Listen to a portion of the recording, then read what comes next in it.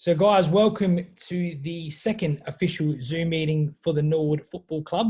As we lead up to Friday night's 1982 grand final, we have a couple of special guests here. We're talking six-goal hero Rick Neagle and board member of the Norwood Football Club, as well as club chaplain and long-time great, I should say, Andrew Aish. Welcome, fellas. Hey, Joey. Thanks, you Joey. for having us on.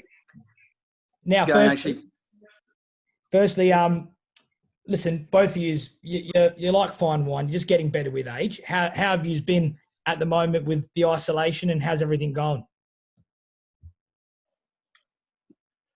I'll start, Aishi. I guess for me, there is a lot of wine in the cupboard under the stairs there, Joey, but nothing's really changed a lot for me because I've worked from home for probably about 10 years now, over a decade. So this idea of self-isolating isn't that new. I guess it's the only challenge that there is to go out and see friends and people, and of course no football, which leaves a huge hole in my life. Can't even watch Foxtel, so watch Aishi's son play, but I'm coping quite well, and looks like things are on the improve. So hopefully footy will start again soon, and everything will be kosher. Aishi? Couldn't agree more. Rick. A bit like you, a little less wine in the cellar for me too. But James is with us at the moment, and I think they're about to announce something about the hubs, maybe that they'll go back to. But it'll be nice to get some sort of footy back, and hopefully Norwood get to do a bit of training soon, and we can start with the SNFL world. But yeah, certainly we're all missing it, and surely they've got to start doing. We're doing well soon. Our numbers are down, but I'd like to think we can start soon. Good fellas. Now, guys, obviously heading into Friday night's 1982 grand final replay, a big 62-point win against the Bays, one of the best grand final wins in our Norwood history. Firstly, Aishi, talk us through your recollection heading into the grand final, and the year ahead, especially, and then before the match heading in.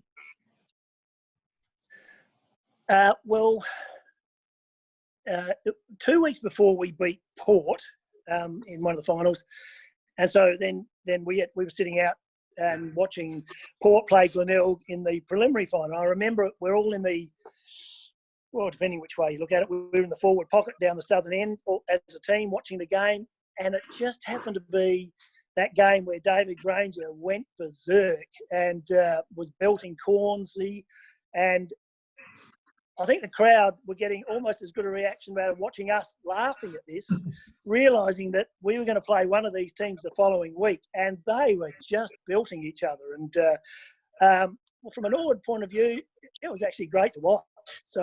So we were pretty pumped up for that game, of course. And I do think we were still missing a few going into the final. I think Malcolm Noble, Nico.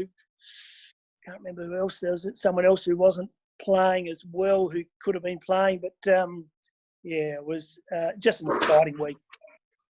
Neegs, obviously you're a youngster heading into the grand final. What was the build up like for you? Obviously, especially as a youngster, grand final, big occasion against the Bays. Heading into it, how were you feeling? Yeah, a little bit mixed sort of emotions, I guess, Joey. I mean, we'd won almost 10 games in a row during that season prior to the finals. And I remember, like Aishi, that game of Port versus Glenelg, we're sitting I think it was raining that day too, and there were a lot of boys slugging it out. So we were fairly confident, is what I remember, and not arrogantly, but more so on the track. We could see that as we're training, that no balls were hitting the deck. There's a lot of good commentary.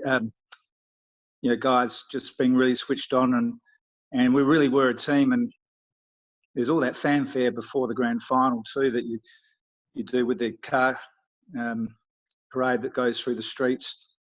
I guess for me it was a bit overwhelming seeing so many people out, prior to the grand final and getting introduced to the crowd. I don't know what the numbers are like, but certainly King William Road was totally packed, and so was the festival centre area. So but we went back to the club after that and we had a team meeting with Barmy, and we just went around the room and really shared our feelings about what it meant to each of us. And, for me, it was just a great way to go into the game feeling confident and, sharing all our feelings about what we're going to expect. Yeah, that's great, Niggs. And obviously, Aish, you, into the game itself, you copped some stitches early, but you managed to still sneak a couple of sausage rolls. Talk us through what happened in the early stages. Yeah, I can't remember now if it was the first or second quarter. I think I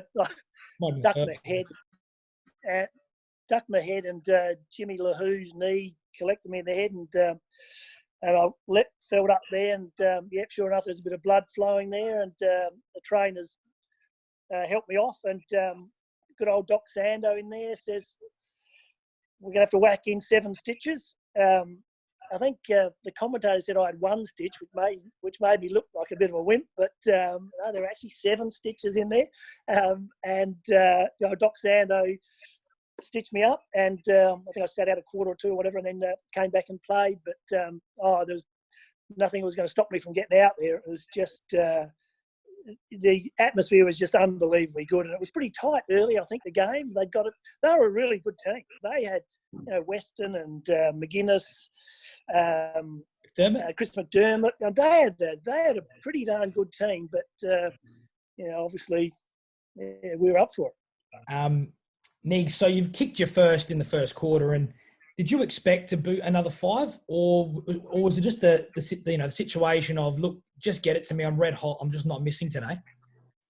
Really going out in the game, like Andrew was saying, that there's a lot of atmosphere, Colin Hewitt singing the song and all that sort of stuff before the game, and the crowd roaring. But at the end of the day, 50,000 at Footy Park, you can easily switch it off, in a way, and still be in your head, and make sure that doesn't influence you. And it's just like any other game, to tell you the truth, Joey. Obviously, it meant a hell of a lot more, but end of the day, you just do the same things. I do remember Aishi always bragging that he handballed the first goal to me, but I don't know whether he was on the field at that time. I don't know whether that's true, Aishi, but I guess after that, you just keep running and playing the ball and making sure you're there at the fall of it, and just running hard and working hard, and things come your way. So obviously there's no expectations. I do remember, though, that Glenelg, certainly had a lot of champions like Kernahan, Corns, another couple to add, but Peter Carey and Paul Weston were fairly frail that day. Weston was sick, and Carey could hardly walk with a strained thigh. So we kind of had their measure even early in the game. And I know I keep saying that we were confident, but we really were, because the week prior to the game, we were training so well, as I said before. And I remember Duncan Fosdyke coming through the middle of the ground in the second quarter, and I think we went up to 7 goals against 3 at that point. And you can really sense, even at that early point in the game, that things were going our way, and we kind of had the jump on them. So I don't know whether that answers the question about whether I expected to kick the extra 5 goals after the first one, but things were just, I was just part of an oily, what do you call it, a part of the engine, I guess, and just one wheel to the cog. So Joey, I think too that Rick and Neville Roberts were outstandingly good kicks. Like the way their ball drop. I mean, I don't reckon Rick missed too many, and Neville was pretty much the same. But I think also coming out of defence, I think Barmy was ahead of the game really a bit. But we had so much drive off the half back line from Frankie Stemper and Danny Jenkins, all these guys.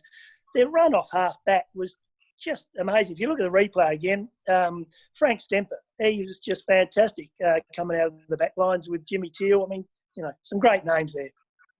Beautiful. I think too, the other person to mention is Schmarley as well. He was did a few good clean moves, but Aishi's right in saying that the half back line just let nothing go through, and even Tommy Wurst and Brucey Wynn on the back line there with Schmarley, they made everything happen. And Danny was instrumental. He won the Jack Odie medal, and well deserved. So great effort by the back half.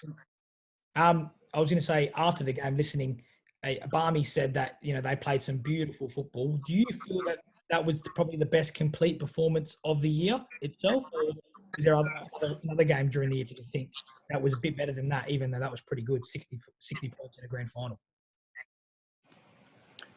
Well, I think what I was saying before, that the 10 weeks prior to the post-season, we were in very good form, and there was one hiccup where I think we played Glenelg and we did lose that game, but it seemed that everything we did on the track for that period prior, Joe, and I said it before, that nothing, the skills are just so clean and our fitness was really good. We didn't have too many injured players.